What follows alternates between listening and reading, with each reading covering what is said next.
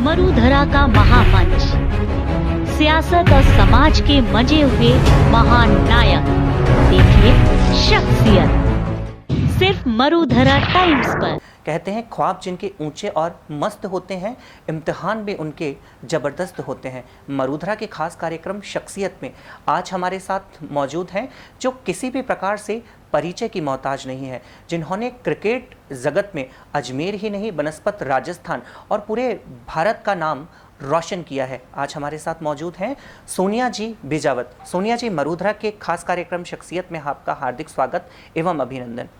धन्यवाद, नमस्ते।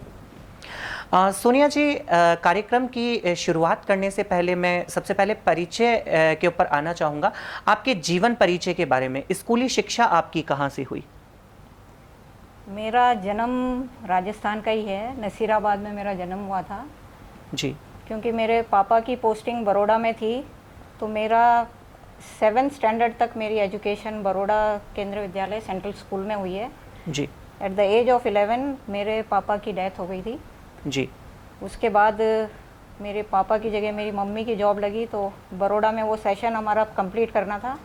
अजमेर हम वापस 1977 फर्स्ट मई को आए थे जी। उसके बाद यहाँ पे डेमोन्स्ट्रेशन स्कूल में एडमिशन लिया था मैंने जी। और गुजराती स्कूल और उसके बाद गवर्नमेंट कॉलेज अजमेर से मैंने एमकॉम किया है। जी। एमकॉम करने के बाद में अभी आप रेलवे की प्रशासनिक सेवा में भी हैं? हाँ, मैंने क्योंकि बेसिकली स्पोर्ट्स पर्सन हूँ मैं, और मैंने अपने चाइल्डहुड से when I was in school मैंने 7th 8th स्टैंडर्ड से खेलना शुरू कर दिया था, तो 79 से और टिल 94 तक मैंने क्रिकेट खेला है और अलग अलग लेवल पे खेला है। और क्रिकेट की वजह से मेरे को against sports quota western railway general manager ने बॉम्बे में मेरे को बुला करके रिक्रूटमेंट दिया था। तो मैंने 87 जून में 33 इयर्स की मेरी जॉब हो चुकी है। मैंने अजमेर डीआरएम ऑफिस में ज्वाइन किया था और तब से अभी तक कार्यरत हूँ यहीं अजमेर से। सोनिया जी, खेल के प्रति रुचि आपकी कैसे विकसित हुई और आप स्पोर्ट्स में आज एक बहुत अच्छे मुकाम के ऊपर है, तो ये खेल जगत में जाने की आपकी प्रेरणा कहाँ से जागृत हुई? कहते हैं हर बच्चे का हीरो उनके घर में ही होता है। मेरे हीरो मेरे पापा थे जी। मेरे पापा ने शायद मुझे बहुत छोटी सी उम्र में ही पहचान लिया था। तो जब when I was in 5th Baroda में, तब मेरे पापा मेरे को वहाँ पर पोलो ग्राउंड है वहाँ पर लेकर के गए थे कोचिंग दिलाने के लिए जी। लेकिन अनफॉर्चुनेटली मेरे पापा की डेथ हो गई और हम यहाँ बड़ौदा आ गए। तो खेल के प्रति रुचि तो इसलिए भी थी क्योंकि मेरे से बड़ा मेरा ब्रदर है, कॉलोनी में लड़कों के साथ खेलते थे जी। तो वो पैशन तो था ही खेल का। और वो यहाँ अजमेर में आने के बाद पता चला कि भाई गर्ल्स की टीम भी है जी। राजस्थान, मतलब यहाँ पर इंडिया की टीम भी आई थी एक बार फ्रेंडली मैच खेलने में कॉलेज में जी। तब मुझे मालूम चला, फिर वो बढ़ते गए, यहाँ पे लोगों को पता चला जी। सिलेक्शन ट्रायल्स में गए तो 79 से फर्स्ट अटेम्प्ट में ही मेरा सिलेक्शन हो गया जी नेशनल्स के लिए, और उसके बाद मैंने कभी पीछे मुड़ के देखा नहीं। आपने बताया कि आप जब 11 वर्ष के थे तब पिताजी की डेथ हुई। आपके खेल के अंदर आपकी क्रिकेट में रुचि हुई है और आप आज वैश्विक स्तर के ऊपर भी महिला क्रिकेट एसोसिएशन के अंदर प्रतिनिधित्व कर रही हैं। तो ये इतना लंबा सफ़र, कितनी सारी परेशानियों का सामना आपको इस दौर में करना पड़ा, इस दौर खेल जगत के अंदर? क्योंकि आपने जब खेल के अंदर करियर शुरू किया था तब महिलाओं को खेल के प्रति या शिक्षा के प्रति एक घृणा भरी निगाहों से देखा जाता था, तो वो आपका सफ़र कैसा रहा जो आज आप हमारे दर्शकों को बताना चाहेंगे? I think I am very blessed कि बेसिकली जो हम विजयवर्गीय हैं बिजावत, तो हमारे और राजस्थान के हैं तो थोड़ा कंजर्वेटिव होते हैं राजस्थानी जी। और उसके ऊपर फिर सिर पे पापा का हाथ नहीं। मेरी मम्मी ने बड़ा स्ट्रगल किया है हमें बड़ा करने में, और मम्मी ने मेरे को वो फ्रीडम दी और मुझे कभी भी रोका नहीं कि लड़कों के साथ खेल रही है। काफ़ी ताने सुने कि भाई ये बिगड़ जाएगी, लड़कों के साथ खेलती है और मतलब घर से इतना बाहर रहती है, लेकिन मेरी मम्मी ने कभी भी वो चीज़ हावी नहीं होने दी मेरे ऊपर और मुझे पूरी फ्रीडम दी। और साथ में पढ़ाई भी ठीक ठाक कर ही ली, मतलब पढ़ने में भी अच्छे थे तो इसलिए कोई दिक्कत नहीं हुई जी। तो जो मम्मी ने मतलब पापा ने एक सपना देखा था वो मुझे लगता है मेरी मम्मी ने उसको पूरा करने में मेरे को बहुत सहयोग दिया है।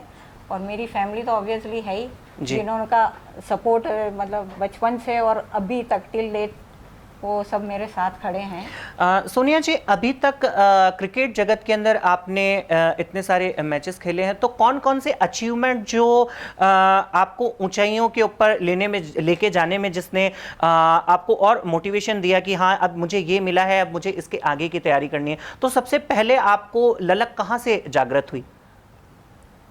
बचपन से खाली क्रिकेट नहीं, मैंने सारे स्पोर्ट खेले हैं। मतलब कॉलोनी की हर टीम में होते थे, स्कूल की हर टीम में मैंने सारे स्पोर्ट्स खेले हैं। इनफैक्ट मैंने कॉलेज में भी, यूनिवर्सिटी के लिए भी मैंने हॉकी और फुटबॉल, मतलब बास्केटबॉल मैंने रेलवेज़ के लिए बास्केटबॉल, टेबल टेनिस, बैडमिंटन, मैंने सारे, क्योंकि जब आप एक स्पोर्ट्स पर्सन हो तो आपको थोड़ी सी मेहनत करनी होती है, आप कुछ भी खेल सकते हो जी। लेकिन ये शुरू हुआ और इंटरेस्ट क्योंकि बढ़ते गए इसमें आगे। कैरियर तो खैर पहले ऐसा था नहीं। 1985 में माधवराव सिंधिया हमारे रेल मिनिस्टर हुआ करते थे जी। तो डायना एडुल जी जो हमारी कैप्टन थी जी, उन्होंने एक इनिशिएटिव लिया। She was working in railways, वो स्पोर्ट्स कोटा से नहीं आई थी, लेकिन उन्होंने माधवराव सिंधिया से मिलके एक वुमेन क्रिकेट में एक बहुत बड़ा जो टर्निंग पॉइंट कह सकते हो आप जी, कि उससे पहले कभी भी वुमेन क्रिकेटर्स को कहीं जॉब की अपॉर्चुनिटी नहीं होती थी जी।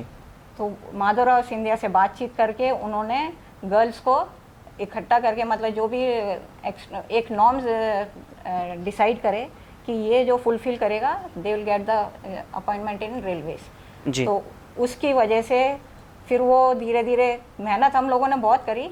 इनिशियली कुछ हमें मिलता नहीं था, हम अनरिजर्व में जाते थे जी। और हमें ठहराया भी ऐसे जाता था कि एक ही बड़ा हॉल है उसमें पूरी टीम ठहरी है, लेकिन वो एक अपना उसका एक अलग मज़ा था और वो टाइम हमने बहुत एंजॉय किया है। 2006 से वुमेन क्रिकेट को भी बीसीसीआई ने टेक ओवर किया क्योंकि आईसीसी के रिकमेंडेशन थी कि आपको, मतलब बीसीसीआई में वुमेन क्रिकेट का मर्जर हुआ जी। उसके बाद वुमेन क्रिकेटर्स को काफ़ी फैसिलिटीज़ मिलने लगी जी। अब मतलब उनको मैच फीस भी मिलती है, बाय एयर दे ट्रेवल, उनको 3 स्टार 5 स्टार में उनको ठहरने को मिलता है जी। और किट वगैरह सारी मतलब सब फैसिलिटीज़ मिलती है और ये देख कर ये हम लोगों को बड़ा अच्छा लगता है। वो कहते हैं ना कि जो बीज बोता है फल उसको नहीं मिलता, लेकिन जब वो फलता फूलता है वो पेड़ और जब फ्रूट्स उसके लोग खाते हैं तो उसका एक आनंद जो होता है वो हम उनको देख करके वो हम फील करते हैं। सोनिया जी, आप खेल जगत की जानी मानी शख्सियत रहे हैं, अभी आप इंडियन क्रिकेट एसोसिएशन का भी प्रतिनिधित्व कर रहे हैं। ये अपॉर्चुनिटी आपको मिली है तो इस संघर्ष, जो इतना बड़ा लंबा संघर्ष आपका खेल जगत में रहा और आज इस मुकाम पर आप पहुंचे हैं, तो कैसा अनुभव कर रहे हैं? काफ़ी अच्छा लग रहा है क्योंकि ये इंडियन क्रिकेट एसोसिएशन जो है ये अपने आप में ही उसका मेंबर होना ही बहुत बड़ी बात है और आप अगर उसको रिप्रेजेंट कर रहे हैं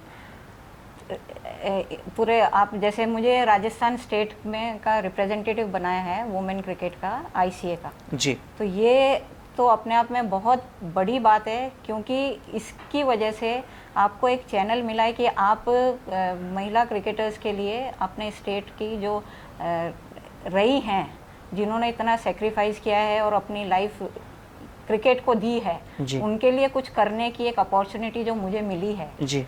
और इसका आपको आईसीए के बारे में अगर मैं थोड़ा बताऊं, जो हमारा ये जुलाई 2019 में 5 जुलाई 2019 को ये बीसीसीआई ने रिकॉग्निशन दिया कि इंडियन क्रिकेट एसोसिएशन हम बना सकते हैं और उसमें जितने भी एक्स क्रिकेटर्स हैं जी, मेल एंड फीमेल, जी they will be the member of ICA। जी और 2019 अक्टूबर में इसके इलेक्शन हुए थे। जी तो इसमें हमारे 5 डायरेक्टर्स हैं उसमें और 2 हमारे एपेक्स काउंसिल मेंबर्स हैं जो BCCI की एपेक्स काउंसिल की मीटिंग में भाग लेते हैं जी और एक हमारे IPL गवर्निंग बॉडी के मेंबर हैं जो IPL गवर्निंग बॉडी में भी हैं। जी तो उसमें मुझे फिर नॉमिनेट किया गया है राजस्थान स्टेट के लिए। जी तो ये आई थिंक जो इतने साल क्रिकेट को दिए हैं जी उसका ये रिवॉर्ड है अपने आप में। जी और मेरे को ये मौका मिला है और जो ICA ने मेरे पे अपना ट्रस्ट और जो कॉन्फिडेंस दिखाया है, जी I will try to do, मतलब उनको हम लेट डाउन नहीं करेंगे। जी। ये मेरी पूरी कोशिश रहेगी। जी सोनिया जी, आप खेल जगत का इतने वर्षों से प्रतिनिधित्व कर रहे हैं, क्योंकि बचपन से यहाँ तक पहुँचना बहुत सारी दिक्कतों का, बहुत सारे संघर्ष का भी आपको सामना करना पड़ा। आप बहुत सारे सामाजिक संगठनों से और सामाजिक सरोकार के लिए भी काम कर रहे हैं, उसके बारे में थोड़ा प्रकाश जो आप डालना चाहेंगे, आपके संघर्ष के बारे में, और हमारे दर्शकों को बताना चाहेंगे कि कौन कौन से ऑर्गेनाइजेशन, संगठनों के साथ आप जुड़ के काम कर रहे हैं? क्योंकि मैं रेलवे एम्प्लॉई हूँ और रेलवे, इंडियन रेलवे से अपने आप में एक बहुत बड़ा ऑर्गेनाइजेशन है और आई थिंक इंडिया का सबसे बड़ा ऑर्गेनाइजेशन ही इंडियन रेलवेज है, गवर्नमेंट सेक्टर की बात करें। और रेलवे यूनियन भी सबसे बड़ी है जी देश में। तो मेरे को ये सौभाग्य मिला था, मैंने यूनियन में भी काम किया है जी और 7-8 साल मैंने उसमें काफ़ी लग कर के काम किया। उसमें भी मैंने वुमेन इश्यूज़ के बारे में और एक महिलाएं, जो हमारा जो कैडर है रेलवेज़ में काफ़ी महिलाएं कार्यरत हैं, तो उनको ऑर्गेनाइज करने का काम किया, उनके राइट्स के बारे में उनको बताने का, अवेयर करने का काम किया जी। और उसी के चलते मुझे अपॉर्चुनिटी मिली कि इंडिया को मैंने रिप्रेजेंट किया है बाहर जी 5-6 कंट्रीज़ में। और ILO ने भी मेरे को नॉमिनेट किया था इंडिया की तरफ से, तो I was the only one जो वहाँ जा कर के मैंने इटली में और जिनेवा में 21 दिन के एक सेशन था, एक वर्कशॉप थी, उसमें पार्टिसिपेट किया था। जी। तो मैंने 5-6 कंट्रीज़ को में जा कर के अपने यहाँ के बारे में, यूनियन के बारे में, इंडिया के बारे में, वो कई सारे इश्यूज़ के बारे में वहाँ जा कर के अपनी बात रखी। और इसके अलावा 2005, ऑलमोस्ट मुझे 15 साल हो गए हैं, मैंने यूनियन से रिज़ाइन कर दिया था 2004 में जी। उसके बाद 2005 से अभी टिल नाउ एंड स्टिल, मतलब आई एम वर्किंग, मैं honorary I am working for महिला जन अधिकार समिति, जो एक बहुत बड़ा ऑर्गेनाइजेशन है जिसको अजमेर, राजस्थान, इंडिया और इंडिया के बाहर भी काफ़ी रिकॉग्निशन मिला हुआ है जी। उसमें हम वुमेन रिलेटेड जो भी इश्यूज़ हैं उनके ऊपर काम करते हैं, चाइल्ड राइट्स के ऊपर काम करते हैं। और मुझे ये बड़ी खुशी होगी आप लोगों को बताकर कि हमने पिछले 4 साल, 2016 में हमने गांव में जो हमारा जुडिक्शन है, जहाँ पे हमारे काम होते हैं जी। वहाँ पर हमने फुटबॉल की टीम तैयार करी, टीम से ज़्यादा मतलब हमने लड़कियाँ वहाँ तैयार करी जी। और गांव की वो लड़कियाँ, ऐसे गांव जहाँ पर मतलब लड़कियों को पढ़ने नहीं जाने दिया जाता है, वहाँ पर हमने करीब 100-125 लड़कियाँ इकट्ठी करी और 4 साल में हम उस मुकाम पे पहुँचे हैं कि वहाँ से हमने नेशनल खिला दिया लड़कियों को। और वही लड़कियाँ आज 12th और 10th में मतलब 94%, 90+% ला करके उन्होंने गांव का और पूरा वहाँ के लोगों का नज़रिया बदल दिया है कि लड़कियां खेल भी सकती हैं और स्टडीज़ में भी इतना आगे अपने आप को ला सकती हैं। और एक मतलब पेरेंट्स को भी अब इतना अच्छा लगता है कि मतलब जो काम हम मतलब चाहते थे कि भाई लड़कियां तो सिर्फ जल्दी से उनकी शादी कर दो, थोड़ी सी बड़ी हुई, चाइल्ड मैरिज में यहाँ पे आपको पता ही है राजस्थान का क्या कल्चर है, तो उसकी भी वो बैरियर्स तोड़ करके लड़कियाँ ग्राउंड में आ रही हैं और उनका जो कॉन्फिडेंस लेवल है, क्योंकि जी। जो स्पोर्ट्स पर्सन, मेरा ये मानना है, जो भी बच्चा चाहे लड़का हो या लड़की, जी। अगर ग्राउंड में जाता है, जाना ही चाहिए। अगर नहीं जाता है तो ये आजकल का जो सिनेरियो है उसमें बच्चे ग्राउंड जाते नहीं है, लेकिन जी। ग्राउंड में जाने वाले बच्चों का एक तो कॉन्फिडेंस लेवल जी। और एक उनका जो बाहर निकलने के बाद जो उनका लोगों से डील करने का जो नज़रिया है, जी। वो एकदम पूरा उनका पर्सपेक्टिव चेंज हो जाता है जी। Towards their life. वो इतने, और उसका उदाहरण देख लीजिए आप, मैं हूँ बिल्कुल। कि खिलाड़ी मतलब आप फिजिकली फिट रहते हैं, और जो खिलाड़ी है जो खेलता है वो उसका दिमाग है ना एक एवरेज स्टूडेंट से ज़्यादा तेज होता है। जी। ये मैंने कहीं पढ़ा भी है। जी।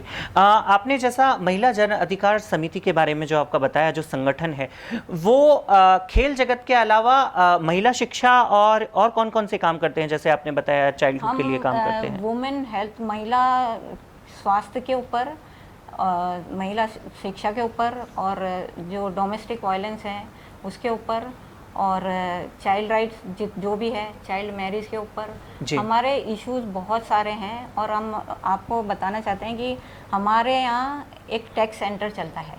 जी। वो जो लड़कियाँ, जी। और वो हमने ऐसा वो बना रखा है कि लड़कियाँ बहुत ही नॉमिनल फीस होती है, और उनको 9 मंथ्स की ट्रेनिंग कंप्यूटर में उनको टेक्नो सेवी करते हैं। जी। बिल्कुल उनको तैयार किया जाता है ताकि वो आगे कहीं पर, क्योंकि आजकल बिना कंप्यूटर के लोग कहीं मतलब किसी को जॉब ही नहीं मिल रहा है जी। अगर आपको कंप्यूटर नहीं आता है।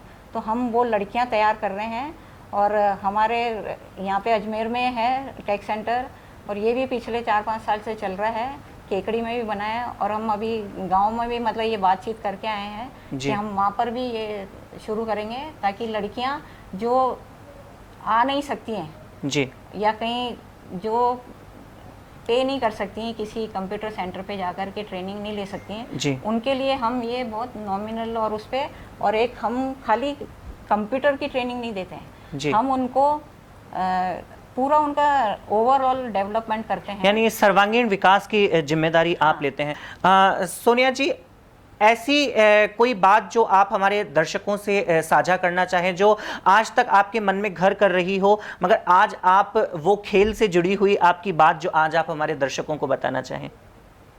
मेरे को लगता है कि मैं बहुत ज़्यादा ब्लेस्ड हूँ कि मुझे ऐसा परिवार मिला कि जिन्होंने मेरी खुशियाँ, मेरी इच्छाओं को कभी भी रोका नहीं, बल्कि उनको पंख लगाए, मुझे उड़ने का पूरा मौका मिला। जी।